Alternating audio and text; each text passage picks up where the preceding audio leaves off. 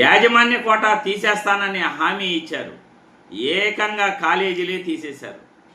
ఏం ప్రభుత్వం రా స్వామి ఇది! ఇలాంటి ప్రభుత్వాలన ప్రజలు కోరుకునేది?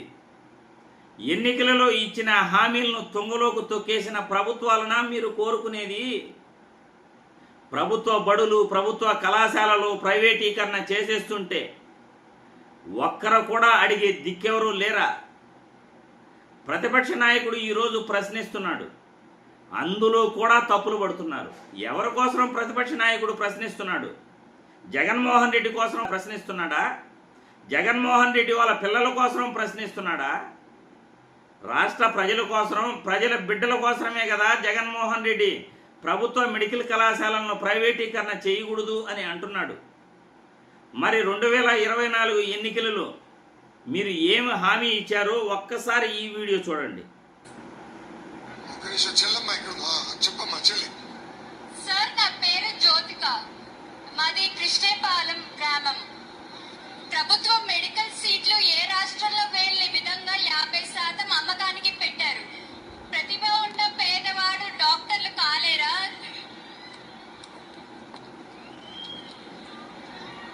ఈ ప్రభుత్వ అధికారంలోకి వచ్చిన తర్వాత మొదటిసారి ప్రభుత్వమే ఏకంగా మెడికల్ సీట్లు అమ్మే పరిస్థితి తీసుకొచ్చారు.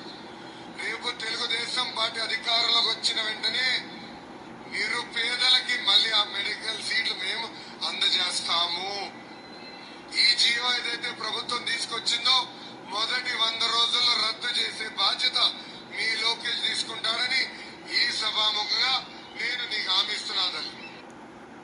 చూశారుగా, మొదటి 100 రోజుల్లో యాజమాన్య కోటా తీసేస్తాను అని హామీ ఇచ్చాడు లోకేష్ బాబు. చంద్రబాబు కూడా హామీ ఇచ్చాడు. కానీ ఏకంగా కాలేజీలనే తీసేస్తున్నారు. పీపీపీ విధానం అంట. పీపీపీ విధానం అంటే ప్రభుత్వ మెడికల్ కాలేజీలను ప్రైవేటు వాడు రన్ చేస్తాడట. ప్రభుత్వ మెడికల్ కాలేజీలని ప్రైవేటు వాడు నడపటం ఏంటండి? ఎక్కడైనా ప్రభుత్వ మెడికల్ కాలేజీలని ప్రైవేటు వాడు నడిపితే పేదవాడు అందులో చదువుకోగలడా? పేదవాళ్ళకు ఉచితంగా వైద్యం అందగలదా? జగన్మోహన్ రెడ్డి తీసుకొచ్చిన 17 మెడికల్ కళాశాలల్లో 7 మెడికల్ కళాశాలలో ఆయన రెడీ చేసి ప్రారంభించేసేలాడు. 5 మెడికల్ కళాశాలలు ఓపెన్ అయిపోయినాయి. 2 మెడికల్ కళాశాలలో పర్మిషన్ వస్తే మాకు వద్దు అని తిరిగి పంపించేశారు. మేము నడపలేము అని తిరిగి పంపించేశారు. అందుకే కదా జగన్మోహన్ రెడ్డి మనం నడపలేము కాబట్టి సగం సీట్లు ఉచితంగా, సగం సీట్లు యాజమాన్య సీట్ల కింద మన పిల్లలకే ఇస్తే ఆ డబ్బుతో ఆ మెడికల్ కళాశాలని నడపచ్చు అని జగన్మోహన్ రెడ్డి ఆ నిర్ణయం తీసుకుంది. ఈరోజు మీరు యాజమాన్య కోటా తీసేసి 100 రోజుల్లో మేము ప్రభుత్వ మెడికల్ కళాశాలను ఉచిత సీట్లు ఇస్తాము అని ప్రామిస్ చేశారు కదా ఆ రోజు.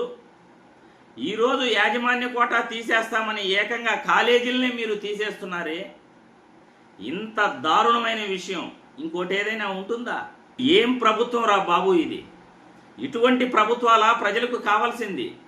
ఇటువంటి నాయకుల ప్రజలకు కావాల్సింది? ఇటువంటి ప్రభుత్వాలని ప్రశ్నిస్తే, తప్పుపడితే జనాలు మమ్మల్ని తప్పుపడతారు. మేమేదో తప్పు చేసినట్లు, మా కోసం ఏదో అడుగుతున్నట్లు. మీ బిడ్డల కోసం కాదా?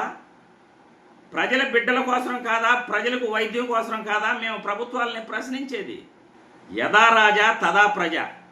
రాజు ఎలా ఉన్నాడో ప్రజలు కూడా అలాగే ఏడ్చారు. ఉచిత విద్య, ఉచిత వైద్యం కోసం పోరాటాలు చేయాల్సింది పోయి అధికార పార్టీకి సపోర్ట్ చేస్తారు. విద్య అక్కర్లేదంట, వైద్యం అక్కర్లేదట, ప్రైవేటీకరణ చేసేయాలట, లక్షలు లక్షలు ప్రైవేటు వ్యక్తుల చేతుల్లో పోయాలట. అధికార పార్టీలు మాత్రం కమిషన్ల కక్కుర్తిలో బాగా సంపాదించుకుంటారు, ధనవంతులు అవుతారు, కోట్లు కోట్లు వెనకేసుకుంటారు, స్విస్ బ్యాంకుల్లో వేసుకుంటారు. పేదవాడికి మాత్రం చదువు ఉండదు, వైద్యం ఉండదు. వాడు ఎప్పుడూ పేదవాళ్ళలాగానే అతను అవస్థలు పడుతూ ఉండాలి. ఇటువంటి ప్రభుత్వాలన మీరు కోరుకునేది? ఆలోచించండి. యాజమాన్య కోటా ఇస్తానని ఏకంగా కాలేజీలు తీసేసిన వాళ్ళే మీకు కావాలి అంటే మీరు ఎలాగైనా సపోర్ట్ చేసుకోండి, మాకు ఇబ్బంది లేదు.